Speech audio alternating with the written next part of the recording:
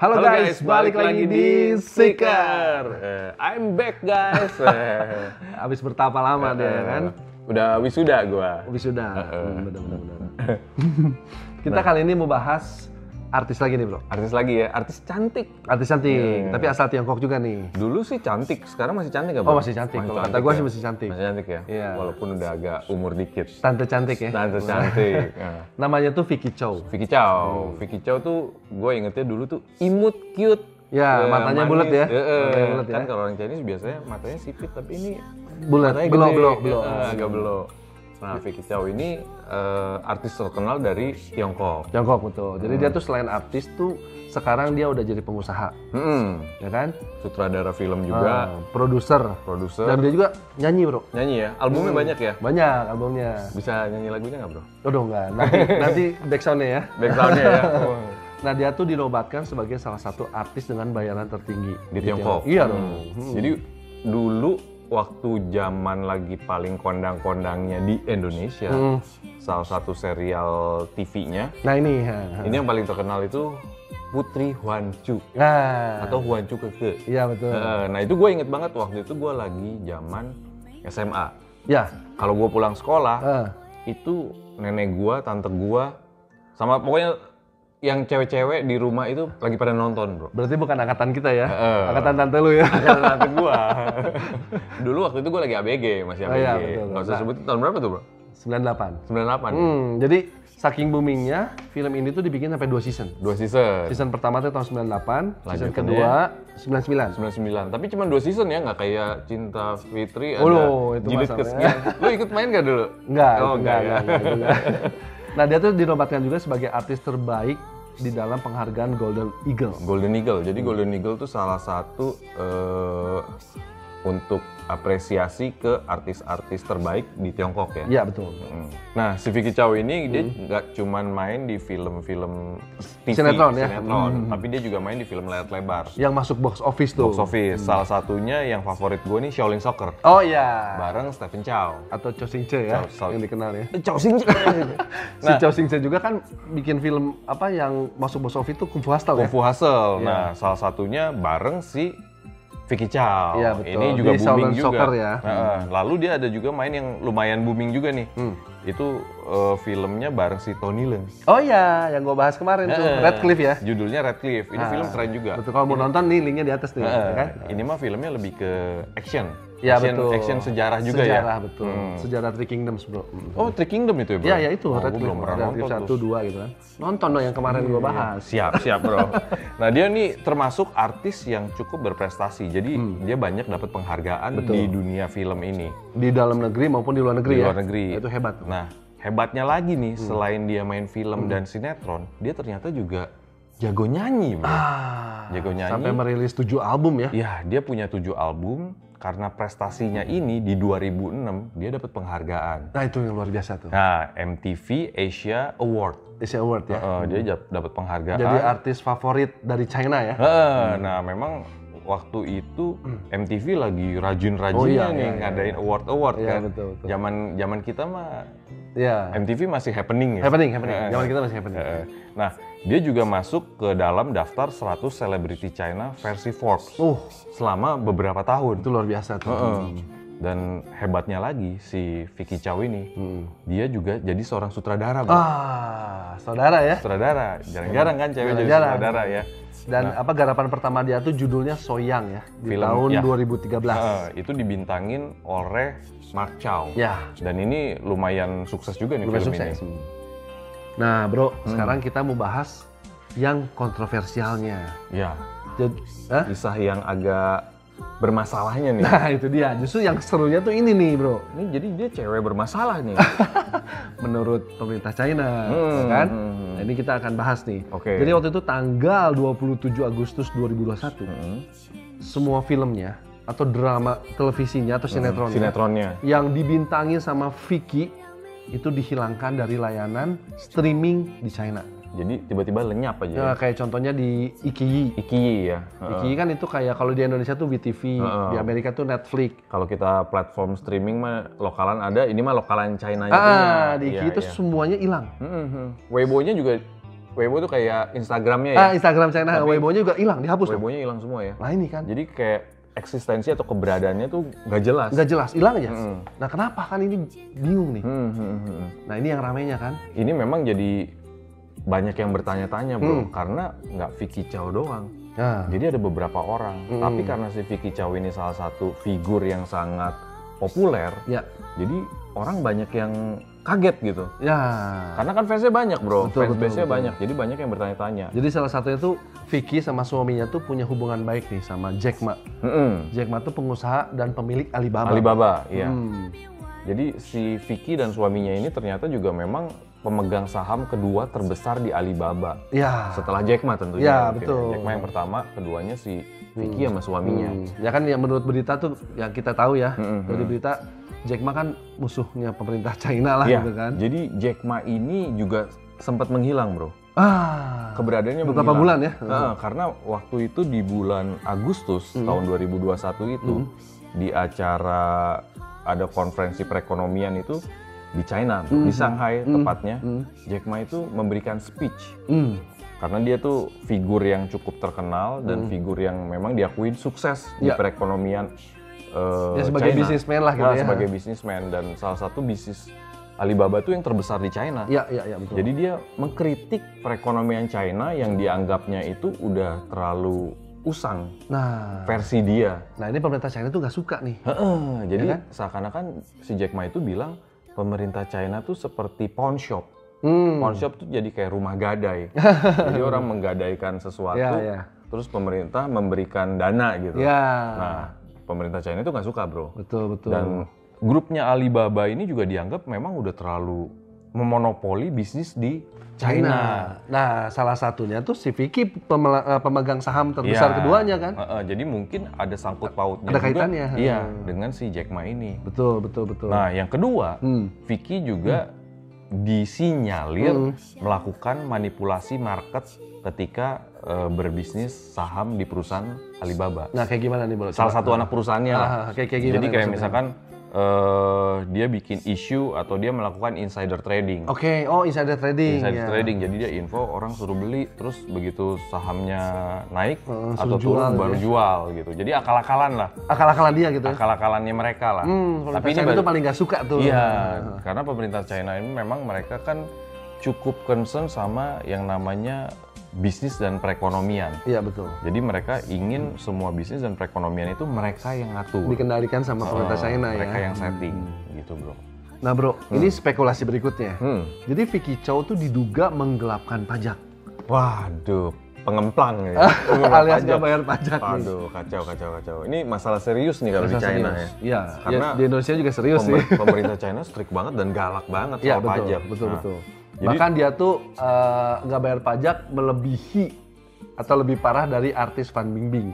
Jadi Fan Bingbing ini juga sempat ngilang karena masalah pajak di China. Masalah pajak, betul. Jadi dia sempat dieliminir lah dari sosmed, dari semua media yang ada di China. Betul. Sadis ya pemerintah. Sadis. Nah, akibatnya gara-gara ngemplang pajak ini atau nggak bayar pajak bertahun-tahun, dia kena denda.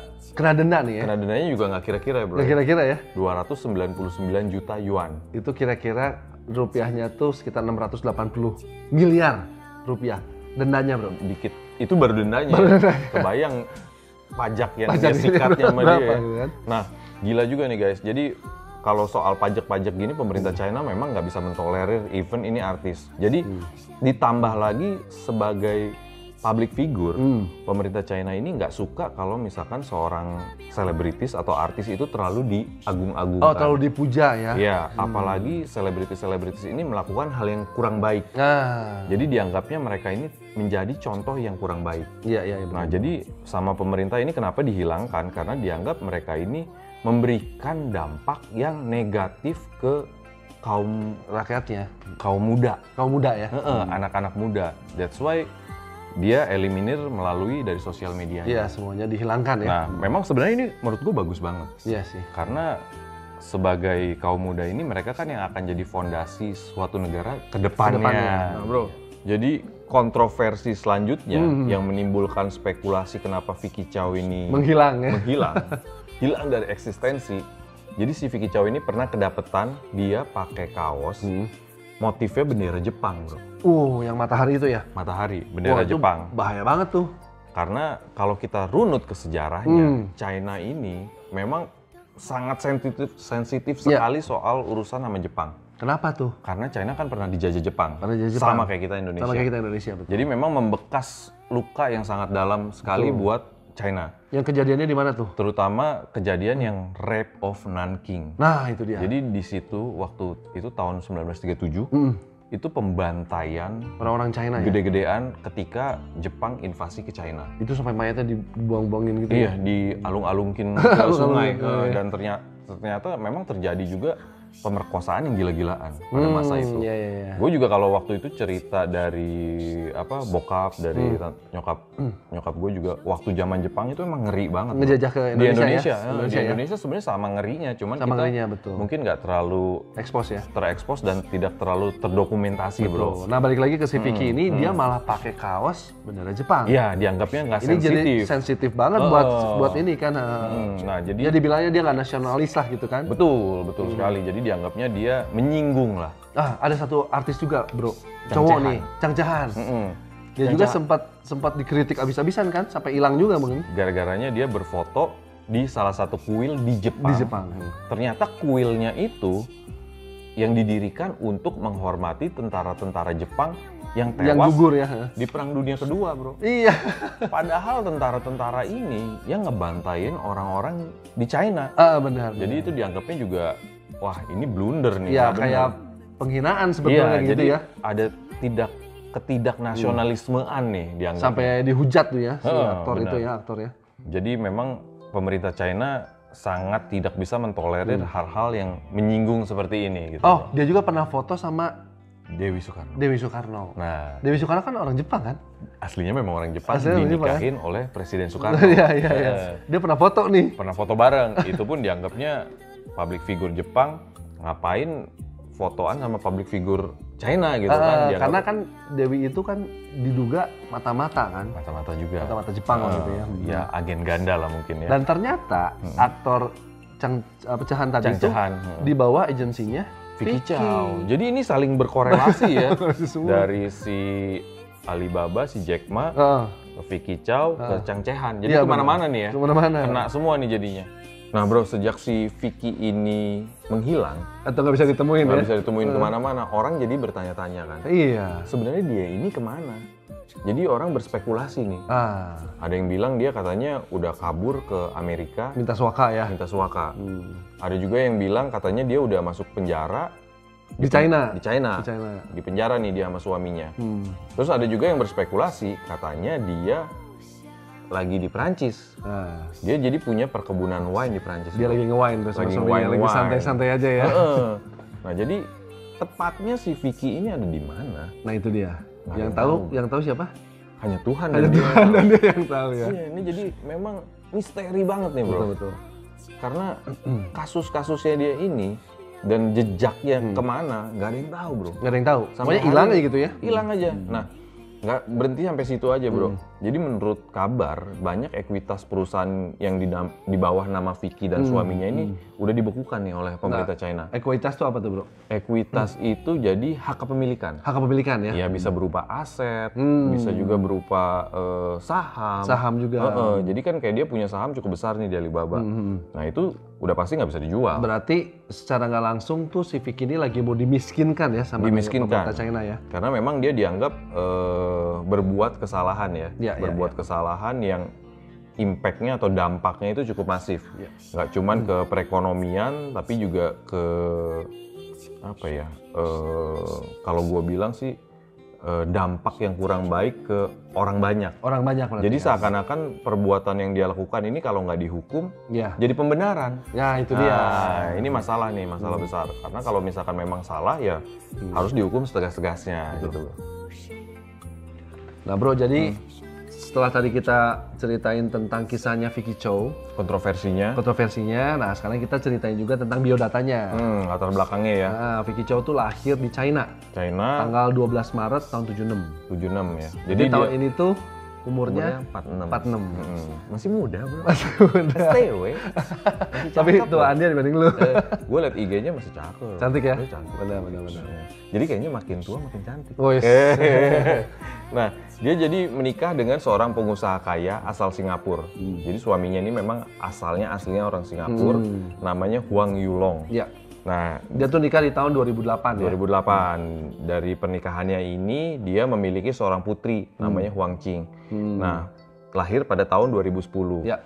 Jadi, memang ada gosip juga, dia sama suaminya ini udah berpisah, udah cerai. Udah cerai ya? Kemungkinan, disinyalir. Kenapa bisa ada gosip ini, kenapa bro? Karena kalau dilihat di IG-nya nih, gue lagi lihat nih. Lagi lihat ya? Karena masih cakep bro. Jadi, foto-foto suaminya atau foto dia dengan suaminya tuh udah nggak ada. Dihapus semua ya? Dihapus semua. Entah kenapa. Jadi postingannya terakhirnya juga di tahun 2021 bro. Juli ya? Sebelum hilang tuh Juli ya kan? Sebulan sebelum hilang lah. Iya. Nah jadi memang ini misteri yang berlanjut bro. Nah jadi si Vicky Chow sendiri postingan terakhirnya di Juli 2021 ya kita nggak tahu nih dia sampai hari ini kabarnya seperti apa. Iya betul. Jadi ya mudah-mudahan sih masih baik-baik aja bro. Konklusinya nih menurut gua. Jadi memang pemerintah China ini mengeliminir hal-hal yang kurang baik dari para selebriti ini. Bro. Oh iya. Karena dampaknya sangat masif dan kurang baik. Tidak mendidik juga ya? Iya, ke kaula muda di sana gitu. Karena kan memang kita sebagai orang-orang muda pasti nggak akan jauh dari sosial media. Iya betul. Nah kalau misalkan figur-figur publik ini kan dia menjadi panutan. Akan lebih baik jika dia melakukan hal-hal yang layak juga. Yang baik lah, yang mendidik gitu ya. Yang mendidik juga. Nah, kalau dia melakukan hal yang melanggar hukum, iya betul. Tidak sesuai akhlak, tidak sesuai norma-norma gitu ya kan? Itu sebenarnya memang tidak layak ada di sosial media. Dihilangkan saja gitu ya, kayak pemerintah China gitu. Benar. Jadi memang melakukan hal yang tegas gitu. Betul. Hal yang kurang baik jangan ada di sosial media. Gue sih setuju itu. Setuju ya. Setuju sih. Harusnya sih memang di kita juga agak tegas nih. Untuk hal-hal yang nggak baik. Kayak kemarin kan juga ada selebriti yang melanggar hukum nih. Perkosa gitu ya. Iya, ya itu. Ya kalau keluar tuh dilulukan itu salah gitu ya. Iya, terus ada tapi juga untungnya sih tidak ya, mereka dimatikan juga sih. Ada yang di Indonesia lakukan berita hoax gitu-gitu kan. Ya, memang ditindak tegas lah gitu ya. Jadi ya ada baiknya mereka juga dididik untuk melakukan hal yang tepat dan sesuai. Karena mereka tuh jadi panutan. Iya, kan semua orang lihatnya ke dia pasti. Iya, betul. Nanti kalau orang mikirnya, oh yang dia lakuin ini bener nih. Fine-fine aja nih pemerintahnya gitu. Padahal melanggar hukum. Bener. Nah gitu bro. Ya setuju lah. Oke guys, kalau memang suka dengan video ini, tolong dikasih like-nya. Jangan lupa subscribe. Di-share ke teman-teman ya. Atau mau komen-komen ya. Boleh komen. Kita ngobrol di komen ya. Sampai berjumpa di cerita berikutnya.